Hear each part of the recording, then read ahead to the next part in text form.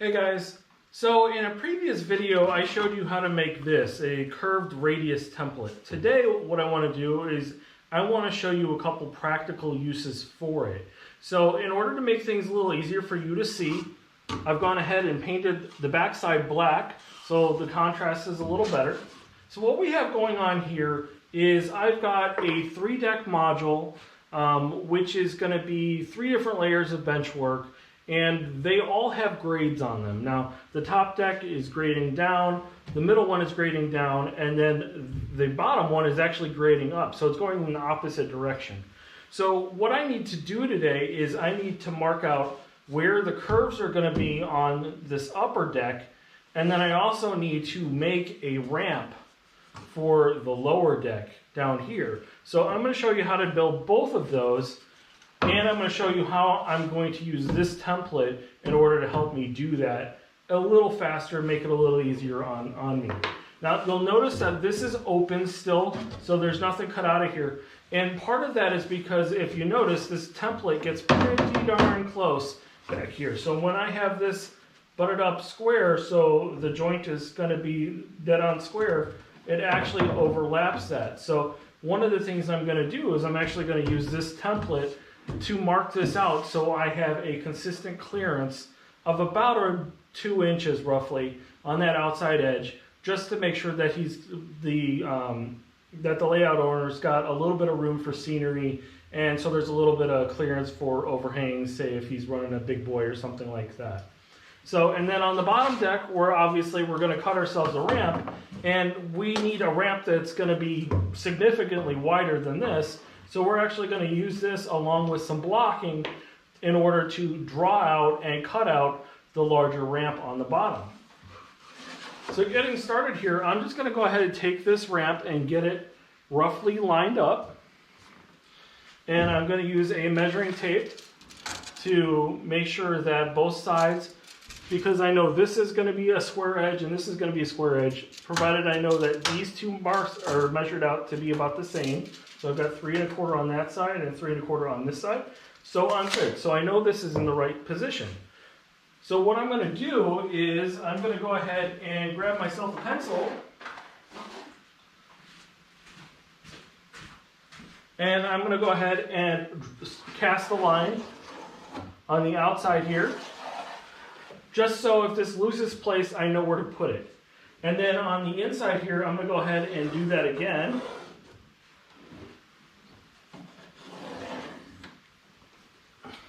So I know roughly where it needs to go. Now, in order for me to get this to line up on the upper portion, so I know where it needs to go, I'm just going to take, this is just a piece of plywood that I've painted orange. So I actually use these as measuring blocks. So I know this is 3 1/2 inches this way, and I know that this is my material thickness this way. So when I'm measuring things out, I just use my orange blocks instead of subtracting my material thickness with a tape measure. I just hook it on there and it saves me a bunch of time. So anyway, what I'm going to do is I'm just going to use these and get my vertical points. So I'm going to go ahead and actually draw on the template itself. So where the back edge of the orange intersects with the bottom of the black, I'm just going to go ahead and draw a pencil line there. And then I'm going to repeat the process on the other side. Now I'm going to do this blind, but that's where it needs to be. So, and then I'm actually going to go ahead and climb up here. And I'm just going to eyeball it here. And I'm going to use my 2 pencil lines so I know that that's where it interacts with the straight edge. So I can go ahead and now draw in my curve on this upper section. And you're probably thinking, okay, that's great, but that doesn't fix your problem. Okay, so I've got my nailer here, so I'm just going to use my nailer here real quick to go ahead and secure this with one staple, just so it stays still. And then I'm going to use that as my straight edge to go ahead and draw in my cut line for the clearance that I need. So I'm not going to bother with getting super fancy and pulling it all the way out to the edges and stuff. This is all going to get covered with bench work or with scenery, so there's no point in making it real fancy. So again, I just used a staple because it was convenient. You can certainly use a screw or a clamp. This just happened to work out for me. So pull it back out. I've got my template back, and then I can go ahead and make sure, double check, everything's going to be good, and that will be my cut line. So for down here for the ramp, what I'm going to do is I'm going to line this up with where I know it needs to go. And again, I'm going to measure, and it should be 3 1/4 inches again down here because it matches up here. But now what I need to do is, I know this is 3 1/4 inches to the front, but what is it to the back? So I want to make sure that it's the full width and full depth, but I want to make sure that this back edge is going to curve. So I'm going to go ahead and measure this, and I've got 3 1/2 inches, which actually works out well. That's my block distance, so that's going to work out really good. So give me a second to get reset here, and then we'll go ahead and we'll make our piece for down here for our new ramp. Okay, so now we're set up here. What I've done is I've grabbed myself a piece of scrap plywood that I had laying around. This was from an old project that I've recycled. And I know that I'm going to need certain distances, so I'm going to go ahead and find those. Now, this is the front of the module here, and I know from the back of the module I need 3 1/2 inches. So I'm just going to take my square edge here, put a block here, and then bump this up against it. And that gets me my 3 1/2 inches. And then off the front, I know I'll need an additional 3 1/4 inches. So I'm just going to go ahead and measure that.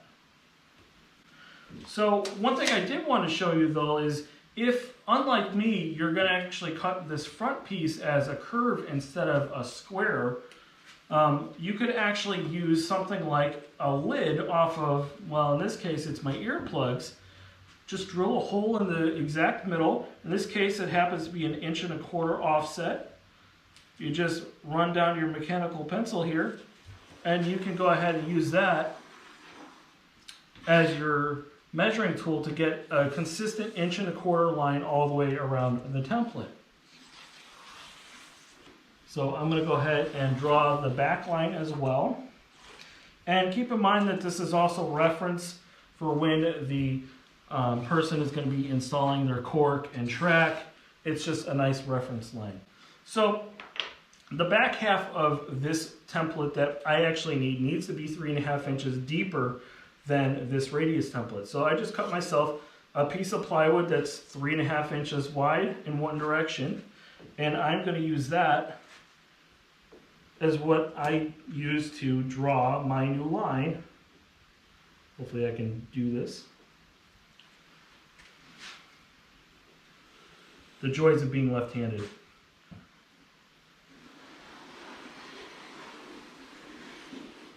So again, no measuring involved. I'm just using the block because it's less hassle.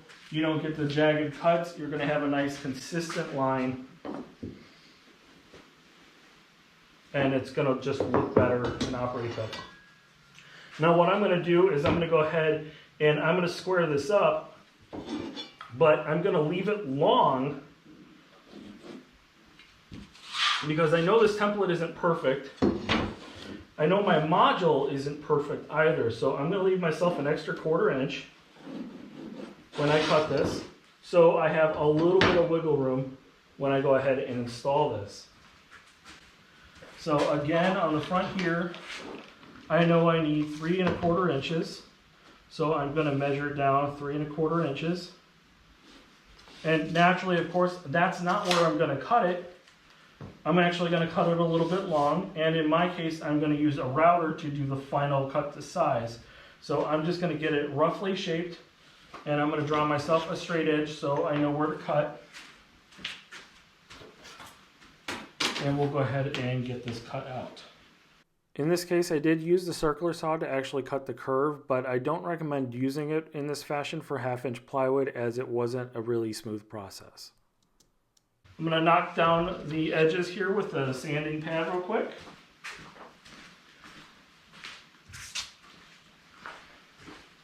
And this isn't entirely necessary, but you got to keep in mind that you're going to be working underneath this layout, up and down it. Well, you're going to be in and out a lot. You're going to be rubbing your hand and arm across this. So the less things that are poking you in the arm while you're trying to work under your table, the better. Okay, so we're back. We got the module back up on the table here, and we got the piece that we cut. I'm going to go ahead and slide that in place.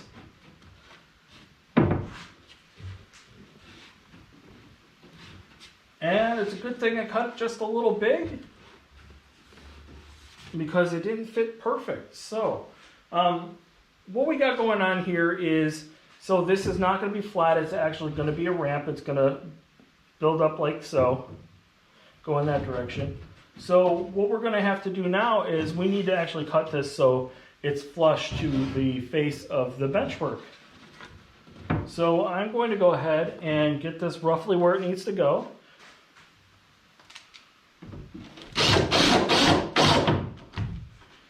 So you'll notice that I'm actually using basically a drywall screw. So it is flush because the method I'm going to use is actually a router. Now, if you don't happen to have a palm router like I do, you can actually do this another way. So you get that secured in place, and then you take a pencil underneath and you scribe the shape of your benchwork, and then you can just take the piece off and cut it and then bring it back. But since I have the fancy toys, I might as well use them.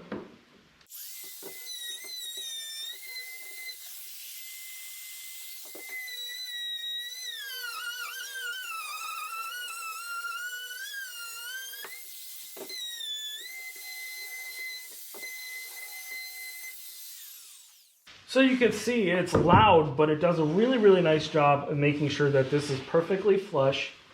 And I always go over it twice, so I go ahead and do the initial cut. In this case, I am using a down cut spiral bit. It's a 1/4 inch bit on my Bosch Colt. This just happens to be the one that was actually in the router at the time, but you can certainly use a regular square fluted bit. It'll do just the same for this particular situation. But, you know, it creates a nice, beautiful flush cut, works out beautifully, and then you don't have to worry about measuring. Again, if you can avoid measuring in the shop, it saves you a bunch of time. It's always well worth the effort. So that said, that's 2 methods to use a curved template to help you build your model railroad. I hope it was helpful, and I'll see you on the next video.